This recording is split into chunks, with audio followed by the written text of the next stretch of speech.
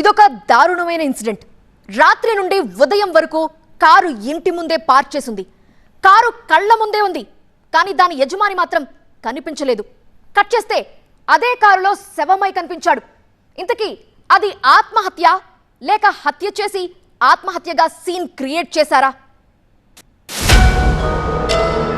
పసునూరి రాజేష్ ఉండేది రాజన్న సిరిసిల్ల జిల్లా కేంద్రంలోని కొత్త బస్టాండ్ ఏరియాలో. స్వస్థలం వరంగల్ జిల్లా. పార్లే ఆగ్రో కంపెనీలో సూపర్వైజర్ గా పనిచేస్తున్నాడు. గత 10 ఏళ్లుగా ఉద్యోగరీత్యా సిరిసిల్లాలోనే ఉంటున్నాడు.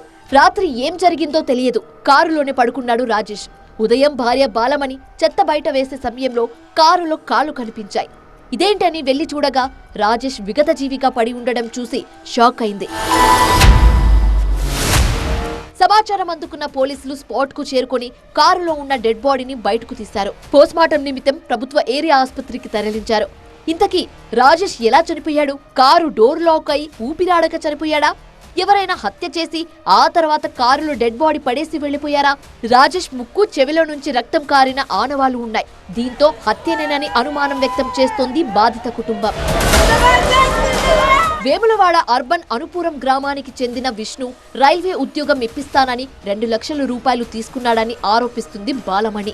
ఈ విషయంలో గొడవలు జరుగుతున్నాయని, అతనే తన భర్తను చంపి ఉంటాడని అనుమానిస్తోంది. విష్ణు అనేట ఆయన మా దగ్గరికి పనికి వచ్చిండు. కొన్ని రోజులు పని చేసిండు. ఒక 6 మంత్స్ దాకా కొంచెం క్లోజ్ అయ్యిండు.